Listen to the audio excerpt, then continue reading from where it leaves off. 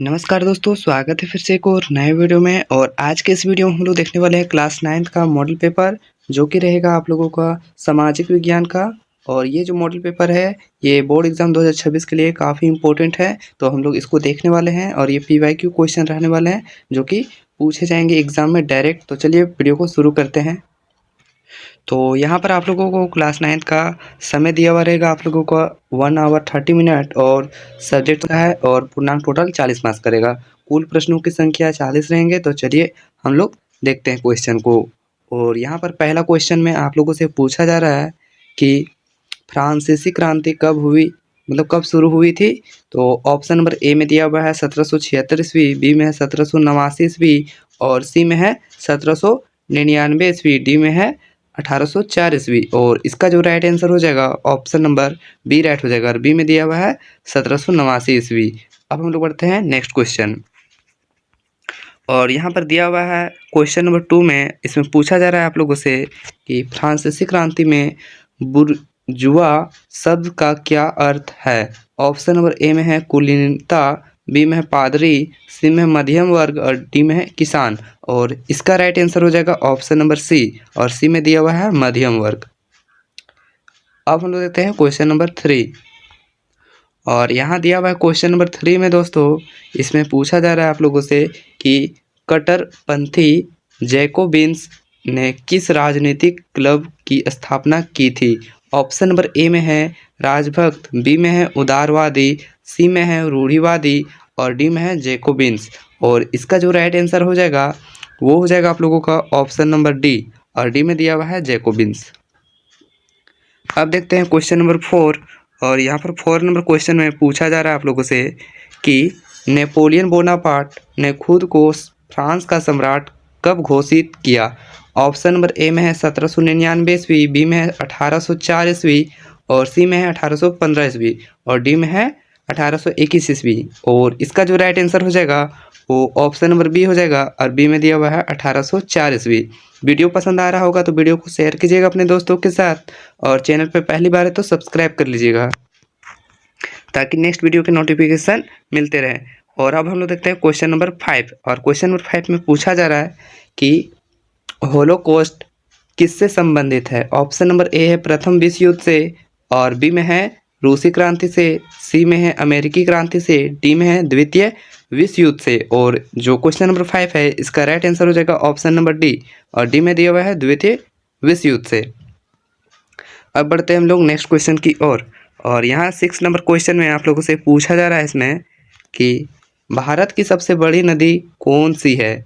तो option number A में है गंगा, बी में है ब्रह्मपुत्र, सी में है गोदावरी, और डी में है कृष्णा। और इसका राइट आंसर हो जाएगा क्वेश्चन नंबर 6 का ऑप्शन नंबर बी राइट हो जाएगा, और बी में दिया हुआ है ब्रह्मपुत्र।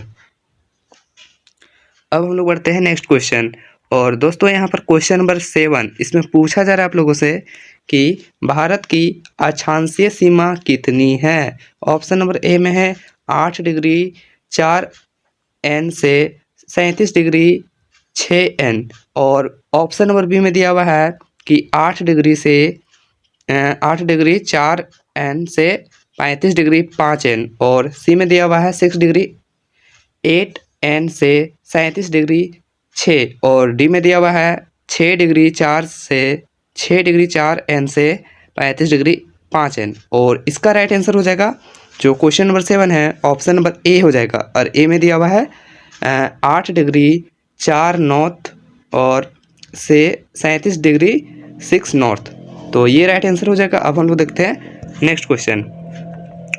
और यहाँ पर 8 नंबर क्वेश्चन, तो 8 नंबर क्वेश्चन में यहाँ पूछा जा रहा है आप लोगों से कि भारत की सबसे उत्तरी पर्वत श्रृंखला कौन सी है। ऑप्शन नंबर यहाँ ए में दिया हुआ है विंध्या, और बी में दिया हुआ है अरावली, सी में है हिमालय, और डी में है पश्चिमी घाट। और इसका राइट आंसर हो जाएगा ऑप्शन नंबर सी, और सी में दिया हुआ है क्या, हिमालय। और हिमालय में कौन सा पर्वत है, तो माउंट एवरेस्ट। अब हम लोग बढ़ते हैं नेक्स्ट क्वेश्चन की ओर। तो दोस्तों यहाँ पर दिया हुआ है क्वेश्चन नंबर 9। और यहाँ क्वेश्चन नंबर 9 में आप लोगों से पूछा जा रहा है कि कपास उगाने के लिए कौन सी मिट्टी सबसे उपयुक्त है। तो यहाँ हम लोग ऑप्शन को देख लेते हैं। और यहाँ पर आप लोगों को 4 ऑप्शन दे दिया है, जिसमें पहला ऑप्शन में है जलोढ़ मिट्टी, बी में लाल मिट्टी, और सी में है काली मिट्टी और डी में है लेटेराइट मिट्टी। और कपास उगाने के लिए कौन सी मिट्टी सही रहेगा? तो यहाँ ऑप्शन नंबर आप लोगों का जो क्वेश्चन नंबर 9 है इसका राइट आंसर हो जाएगा ऑप्शन नंबर सी, और सी में दिया हुआ है काली मिट्टी। तो अब हम लोग बढ़ते हैं नेक्स्ट क्वेश्चन, और यहाँ क्वेश्चन नंबर 10 में आप लोगों से पूछा जा रहा है कि किस नदी को दक्षिणी गंगा के नाम से जाना जाता है? तो यहाँ ऑप्शन नंबर ए में दिया हुआ है कृष्णा, बी में गोदावरी, सी में कावेरी और डी में है महानदी। और क्वेश्चन नंबर 10 का राइट आंसर हो जाएगा ऑप्शन नंबर बी, और बी में दिया हुआ है गोदावरी। तो अब हम लोग देखते हैं क्वेश्चन नंबर 11, और यहाँ पर क्वेश्चन नंबर 11 में दिया हुआ है लोकतंत्र की मुख्य विशेषता क्या है? ऑप्शन नंबर ए में है एक व्यक्ति द्वारा शासन, बी में है सेना द्वारा शासन, और सी में है लोगों द्वारा शासन, और डी में है धार्मिक नेताओं द्वारा शासन। और जो क्वेश्चन नंबर 11 है इसका राइट आंसर हो जाएगा ऑप्शन नंबर सी, यानी कि लोगों द्वारा शासन। अब हम लोग बढ़ते हैं नेक्स्ट क्वेश्चन, और यहाँ क्वेश्चन नंबर 12 में पूछा जा रहा है ऐसी प्रणाली के लिए क्या शब्द इस्तेमाल किया जाता है जहां लोग अपने प्रतिनिधियों का चुनाव करते हैं? ऑप्शन नंबर ए में है निरंकुशता, बी में लोकतंत्र, सी में है राजशाही और डी में है कुलीन तंत्र। और क्वेश्चन नंबर जो 12 है इसका राइट आंसर हो जाएगा ऑप्शन नंबर बी, और बी में दिया हुआ है लोकतंत्र। अब हम लोग बढ़ते हैं नेक्स्ट क्वेश्चन की ओर, और क्वेश्चन नंबर 13 में दिया हुआ है, इसमें पूछा जा रहा है आप लोगों से कि कौन सा देश प्रत्यक्ष लोकतंत्र का उदाहरण है? ऑप्शन नंबर ए में है यूएसए यानी कि संयुक्त राज्य अमेरिका, और बी में है चीन, और सी में है भारत, और डी में है स्विट्जरलैंड। और जो क्वेश्चन नंबर 13 है इसका राइट आंसर हो जाएगा ऑप्शन नंबर डी, और डी में दिया हुआ है स्विट्जरलैंड। अब बढ़ते हैं नेक्स्ट क्वेश्चन, क्वेश्चन नंबर 14 में पूछा जा रहा है आप लोगों से कि भारतीय संविधान कब अपनाया गया था? तो ऑप्शन नंबर ए में है 26 जनवरी 1947, बी में है 26 जनवरी 1950, और सी में है 15 अगस्त 1947, और डी में है 26 नवंबर 1949। और जो क्वेश्चन नंबर 14 है इसका राइट आंसर हो जाएगा ऑप्शन नंबर डी, और डी में दिया हुआ है 26 नवंबर 1949 को संविधान को अपनाया गया था। बढ़ते हैं क्वेश्चन नंबर 15, और यहाँ क्वेश्चन नंबर 15 में पूछा जा रहा है भारतीय संविधान का निर्माता किसे माना जाता है? ऑप्शन नंबर ए में है महात्मा गांधी, बी में है बी आर अम्बेडकर, और यहाँ ऑप्शन नंबर सी में है पंडित जवाहरलाल नेहरू, और डी में है सुभाष चंद्र बोस। और जो क्वेश्चन नंबर आप लोगों का यहाँ पर 15 है इसका राइट आंसर हो जाएगा ऑप्शन नंबर बी, और बी में दिया हुआ है भीमराव अंबेडकर। तो बढ़ते हैं अब हम लोग नेक्स्ट क्वेश्चन की ओर, और यहाँ क्वेश्चन नंबर 16 इसमें पूछा जा रहा है आप लोगों से कि ग्रामीण भारत के मुखिया व्यवसाय क्या है? ऑप्शन नंबर ए में है उद्योग, बी में है सेवाएं, और सी में है कृषि, और डी में है खनन। और क्वेश्चन नंबर जो 16 है इसका राइट आंसर हो जाएगा ऑप्शन नंबर सी, और सी में दिया हुआ है कृषि, यानी कि खेती बाड़ी करना। अब हम लोग बढ़ते हैं क्वेश्चन नंबर 17। तो दोस्तों यहाँ क्वेश्चन नंबर 17 में पूछा जा रहा है कि वस्तुओं और सेवाओं के उत्पादन पर खर्च किए गए धन को क्या कहते हैं? तो दोस्तों इसका ऑप्शन नंबर ए में है निवेश, बी में है आय, सी में है व्यय, और डी में है पूंजी। और जो क्वेश्चन नंबर 17 है इसका राइट आंसर हो जाएगा ऑप्शन नंबर सी, और सी में दिया हुआ है व्यय। तो अब हम लोग देखते हैं क्वेश्चन नंबर 18, और यहाँ क्वेश्चन नंबर 18 में दिया हुआ है कि किस क्षेत्र को प्राथमिक क्षेत्र के रूप में माना जाता है? ऑप्शन नंबर ए में है विनिर्माण, और बी में है कृषि, सी में है सेवाएं, डी में है निर्माण। और दोस्तों प्राथमिक क्षेत्र की बात आ जाए तो यहाँ कृषि राइट आंसर हो जाएगा। अब हम लोग बढ़ते हैं क्वेश्चन नंबर 19 की बात। तो इसमें दिया हुआ है जनगणना 2011 के अनुसार भारत की साक्षरता दर क्या है? तो यहाँ ऑप्शन नंबर ए में दिया हुआ है 74%, बी में दिया हुआ है 65%, और यहाँ पर सी में दिया हुआ है 84.12%, डी में दिया हुआ है 72.36%। और जो क्वेश्चन नंबर 19 है इसका राइट आंसर हो जाएगा ऑप्शन नंबर ए, और ए में दिया हुआ है यहाँ पर 74.04%। अब हम लोग बढ़ते हैं नेक्स्ट क्वेश्चन, और यहाँ क्वेश्चन नंबर 20 में पूछा जा रहा है आप लोगों से कि भारत में बेरोजगारी पर डेटा कौन सा संगठन एकत्र करता है? ऑप्शन नंबर ए में है NSSO, और ऑप्शन नंबर बी में है RBI, ऑप्शन नंबर सी में है SEBI, और डी में है CSO। और इसका राइट आंसर हो जाएगा ऑप्शन नंबर ए में दिया हुआ है NSSO। अब हम लोग बढ़ते हैं क्वेश्चन नंबर 21, और यहाँ क्वेश्चन नंबर 21 में पूछा जा रहा है आप लोगों से कि कर्क रेखा कितने भारतीय राज्यों से होकर गुजरती है? तो ऑप्शन नंबर ए में है 8, बी में है 9, सी में है 10, डी में है 11 और इसका राइट आंसर हो जाएगा ऑप्शन नंबर ए। और ए में दिया हुआ है 8। इसको आप लोग ट्रिक की मदद से भी याद रख सकते हैं। तो आप लोग को ट्रिक है मित्र पर गमछा झार, जहाँ मी से मिजोरम हो जाता है, त्रि से त्रिपुरा हो जाता है और राज से राजस्थान हो जाता है। ये वाला ट्रिक है, आप लोग देख सकते हैं, वीडियो बना हुआ है वो। तो अब हम लोग देखते हैं नेक्स्ट। और यहाँ क्वेश्चन नंबर आप लोगों को 22 में पूछा जा रहा है, हरित क्रांति का मुख्य उद्देश्य क्या था? ऑप्शन नंबर ए में है औद्योगिक उत्पादन बढ़ाना, बी में है प्रदूषण कम करना, सी में है सेवा क्षेत्र का उत्पादन बढ़ाना और डी में है कृषि उत्पादन बढ़ाना। और जो क्वेश्चन नंबर 22 है इसका राइट आंसर हो जाएगा ऑप्शन नंबर ए। ए में दिया हुआ है औद्योगिक उत्पादन बढ़ाना। क्वेश्चन नंबर 23 और इसमें पूछा जा रहा है आप लोगों से कि कौन सा मौलिक अधिकार कानून के समक्ष समानता सुनिश्चित करता है? ऑप्शन नंबर ए में है स्वतंत्रता का अधिकार, बी में है समानता का अधिकार और डी में मतलब सी में है धर्म का अधिकार और डी में है शिक्षा का अधिकार। और जो इसका राइट आंसर हो जाएगा क्वेश्चन नंबर 23 का ऑप्शन नंबर बी राइट हो जाएगा, यानी कि समानता का अधिकार। अब देखते हैं क्वेश्चन नंबर 24 और यहाँ क्वेश्चन नंबर 24 में पूछा जा रहा है कि उन संसाधनों के लिए क्या शब्द है जिनकी पुनः पूर्ति की जा सकती है? तो ऑप्शन नंबर ए में है गैर नवीकरणीय संसाधन, बी में है नवीकरणीय संसाधन, सी में जीवाश्म ईंधन, डी में है भंडार। और जो क्वेश्चन नंबर 24 है इसका राइट आंसर हो जाएगा ऑप्शन नंबर बी, यानी कि नवीकरणीय संसाधन हम लोग कह सकते हैं। अब हम लोग बढ़ते हैं 25 नंबर क्वेश्चन और इसमें पूछा जा रहा है कि नाजी पार्टी का प्रतीक क्या है? तो इसका ऑप्शन नंबर ए में है हथौड़ा और दारांती और बी में है तिरंगा, सी में है लाल झंडा, डी में है स्वास्तिक और इसका राइट आंसर हो जाएगा क्वेश्चन नंबर 25 का ऑप्शन नंबर डी और डी में दिया है स्वास्तिक। अब हम लोग बढ़ते हैं नेक्स्ट क्वेश्चन और यहाँ क्वेश्चन नंबर 26 इसमें पूछा जा रहा है कि भारत की आधिकारिक भाषा क्या है? तो आप लोग को पता होगा, यहाँ ऑप्शन नंबर ए में है अंग्रेजी, बी में हिंदी, सी में बंगाली और डी में है तमिल। और इसका राइट आंसर हो जाएगा ऑप्शन नंबर बी और बी में दिया हुआ है हिंदी। तो अब हम लोग बढ़ते हैं नेक्स्ट क्वेश्चन की ओर और यहाँ दिया हुआ है क्वेश्चन नंबर 27 में दोस्तों, इसमें आप लोगों से पूछा जा रहा है कि किस घटना को प्रथम विश्व युद्ध की शुरुआत माना जाता है? ऑप्शन नंबर ए में है हिरोशिमा पर बमबारी और बी में है वर्दन की लड़ाई और सी में है पोलैंड पर आक्रमण और डी में है यहाँ पर कि आर्कड्यूक फ्रांज फर्डिनेंड की हत्या। और जो क्वेश्चन नंबर 27 है इसका राइट आंसर हो जाएगा ऑप्शन नंबर डी, यानी कि आर्कड्यूक फ्रांज फर्डिनेंड की हत्या। अब बढ़ते हैं हम लोग क्वेश्चन नंबर यहाँ पर 28 और 28 में पूछा जा रहा है आप लोगों से मिट्टी की कौन सी परत सबसे उपजाऊ होती है? ऑप्शन नंबर ए है ऊपरी मिट्टी और बी में है निचली मिट्टी और सी में है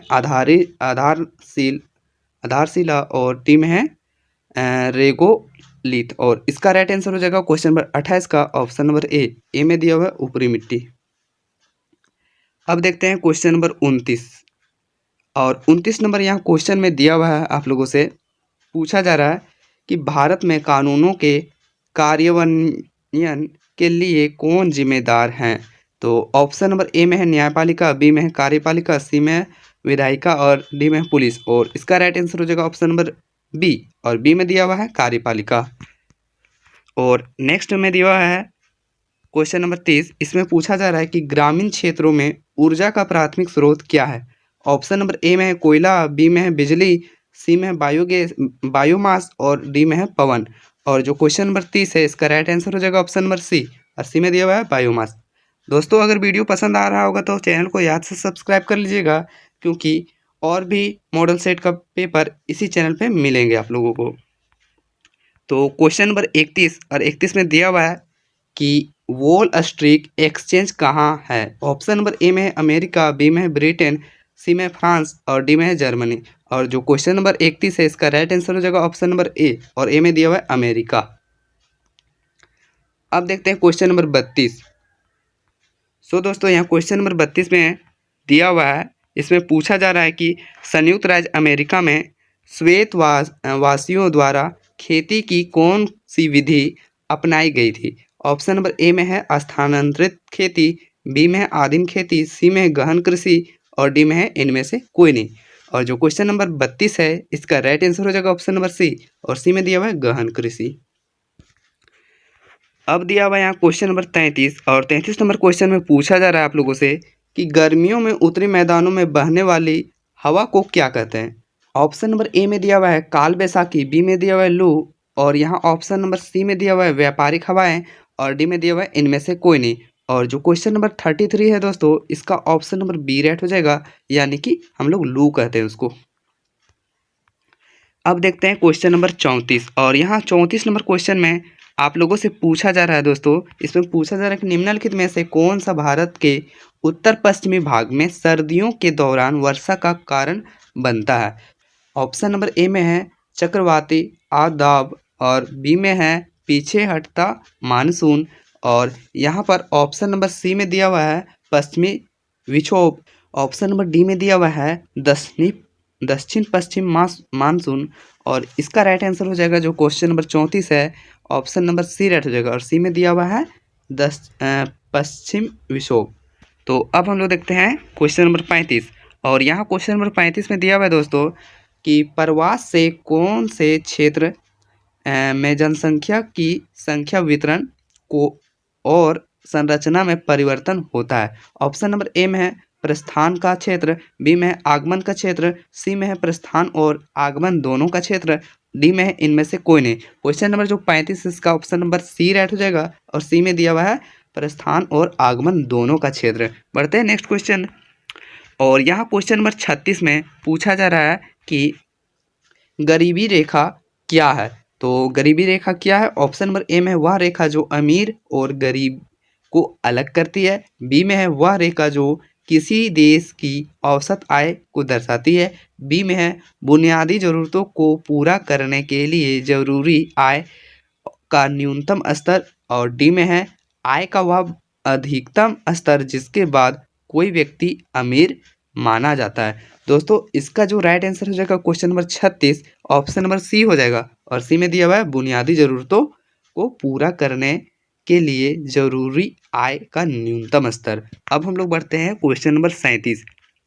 तो दोस्तों यहाँ क्वेश्चन नंबर 37 में आप लोगों से पूछा जा रहा है निम्नलिखित में से कौन संविधान सभा के सदस्य नहीं थे। ऑप्शन नंबर ए में है महात्मा गांधी, बी में है राजेंद्र प्रसाद, और सी में है टी कृष्णमाचारी, और डी में है पंडित जवाहरलाल नेहरू। और जो क्वेश्चन नंबर 37 है इसका राइट आंसर हो जाएगा ऑप्शन नंबर ए में दिया हुआ है महात्मा गांधी।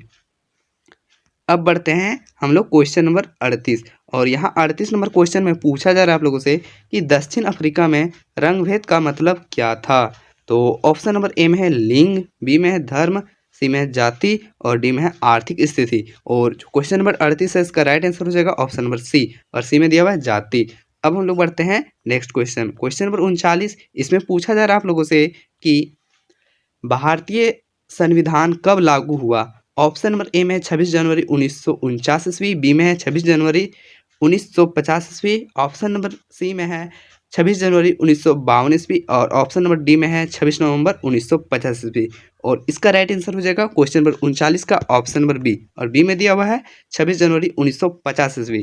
अब हम लोग बढ़ते हैं क्वेश्चन नंबर 40, और दोस्तों यहाँ क्वेश्चन नंबर जो 40 है इसमें दिया हुआ है कि भारतीय राष्ट्रीय कांग्रेस का 1931 का अधिवेशन कहाँ आयोजित किया गया था। ऑप्शन नंबर ए में है नागपुर, बी में है दिल्ली, सी में है कलकत्ता, डी में है कराची, और इसका राइट आंसर हो जाएगा ऑप्शन नंबर डी, और डी में दिया हुआ है कराची। आप लोगों बताइएगा कमेंट करके कि आप लोग कितना क्वेश्चन सही किए। मिलते हैं किसी नेक्स्ट वीडियो में, और किस सब्जेक्ट का वीडियो चाहिए कमेंट जरूर कीजिएगा।